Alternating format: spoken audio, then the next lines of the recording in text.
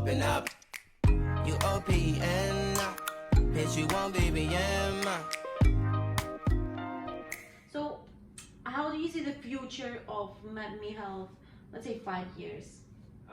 So our mission statement is really to enable adaptive treatment and foster truly proactive, preventative, and personalized care. And so we really envision MEMI being sort of almost the most used destination for all your health concerns and treatment follow-ups. It's really your advisor slash friend in the Canadian healthcare system to start.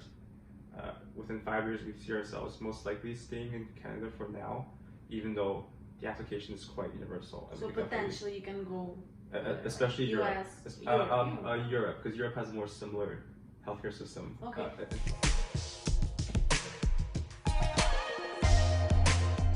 Dealing with within a difficult field, entrepreneurship, healthcare, and I'm sure you, like all of us, have the moments when you feel like you're ready to give up. Like, I don't know, like you just don't want to wake up, or it feels like it's the end, but you still keep on going. So what keeps you motivated? What moves you in those moments of darkness? Yeah, again, nerdy talk here, logical. It's very outcome based. So look at the goal. So a lot of people give up oftentimes because they don't see the connection. They don't see why they need to do certain things anymore, right? And so if you work backwards from what the outcome you want, like, you know, this is what's gonna make you happy. This is what's gonna help you make an impact. This is what's gonna help you feel you're successful. Work backwards from there. Establish the dependencies in terms of tasks. And really convince yourself, make yourself believe that what you're doing right now is an absolutely crucial step to achieving this future. Would you say that in this case, it's essential to have an overall mission in your life, like a big goal you are going towards?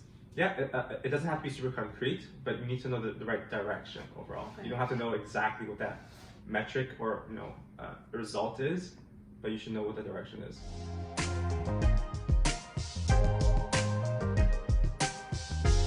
Very stressful, I guess, to be responsible for your business, to manage lots of things. So stress, I guess, is something that happens to all of us, right? We all experience this. So especially entrepreneurs, right? Because of the responsibilities, because of risks, which are higher, like, I guess, compared to the corporate world. So do you have any secrets in terms of your stress management skills? How do you deal and manage stress? Yeah, so right now we live in a house with entrepreneurs.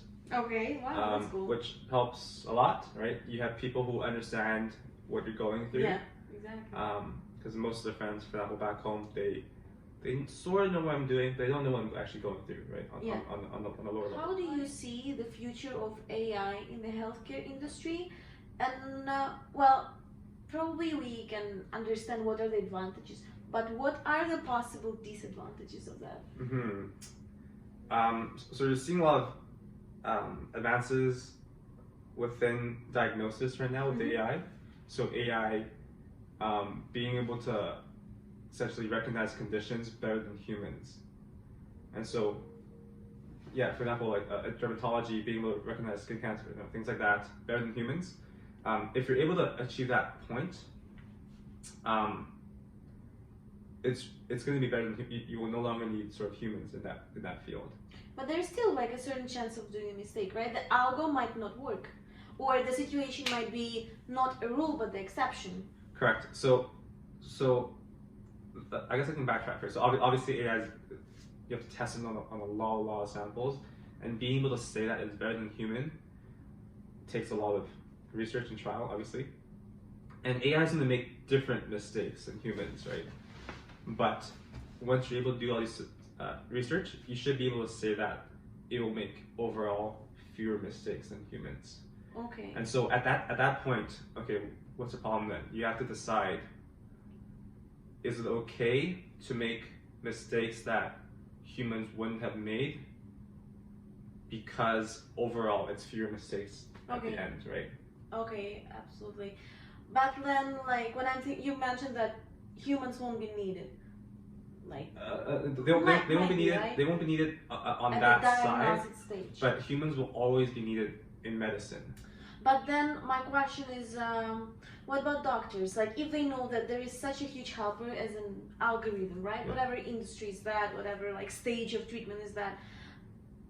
I think that the possible disadvantage is that it might demotivate doctors to learn, to read, to grow, to develop, to be brave in order to take the like social responsibility to make a diagnosis. So I'm thinking about how would it affect doctors, because now they are the primary healthcare giver, right? Mm-hmm. And then if the algo kind of helps them a lot or replace them, what can happen to the doctors? Yeah, so it'll never replace doctors. So backtrack again, right? So AI makes, according to Professor Jay Agrawal, AI makes predictions cheaper, and I guess more available, right?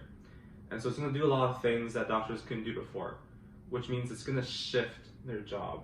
Okay. It's going to shift their job from, in some areas, diagnosis to more care providers. So Okay. translating the decision of the AI to the real world. And this bridging gap, you always need a human for. Okay. Because every human's unique. Depending on the language you tell them about certain things, that could affect the way they take a certain news or diagnosis, for example, right? And being able to adapt to how unique each human being is, you will always need a human being on that side. So even with AI, Yeah. in a healthcare system, doctor will be like the final decision maker, let's say, the final caregiver.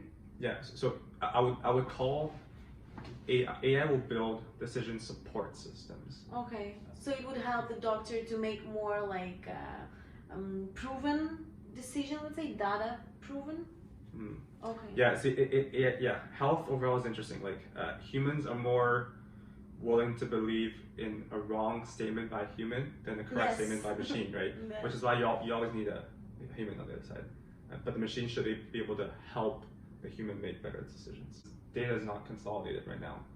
A machine will never be able to just know everything about you to make the right choice. At least for now, you always need a human to collect that information. Okay. Right, so in the next little bit, health providers would almost be data aggregators. They're deciding what information is relevant, and then getting that out of you, because currently machines don't have access to like how many or when's your. Well, they don't collect. I don't say this on screen, but for example, like machine doesn't know how many times you had sex, which might affect like a certain condition, whereas a human can ask you that, right? Yeah. Absolutely. So we can say this machine brings medicine to just another level. It makes it more like upscale, more. But the thing is that we're talking about data collection, but the whole healthcare industry kind of is like now protective in terms of data, right? So how do you see this change happen? Because lots of private information now that is closed and it's not available should become kind of available for the machine, right? For those who need this data. Do you see that this might potentially happen in Canada anytime soon, or do you think there is any other market in the world where it could be implemented easier and faster? Yeah, well, I mean, China is already doing a lot of this, Okay. right? Because there is less emphasis on data privacy there. Okay. And that's just a user behavior sort of thing. Consumers in China are less worried about that, and so apps have access to a lot more things. It will take time to sort of educate the public about, do you want better outcomes by sacrificing, this certain thing. Privacy things. Yeah, and it will shift. Public opinion will change for Okay, sure. it just takes time. Yeah, like you can look at, like, if you asked someone 100 years ago, would you be okay with a certain company knowing, like, what you're interested in and what you want to buy? Like, they'll say no, right? But now, like, no one cares. Like, like they all know. Amazon knows. They all know. Exactly, Yeah. it's the basis of the current business model right now. So there's always gonna be a shift, and it's because the benefit outweighs the cons, right? Okay.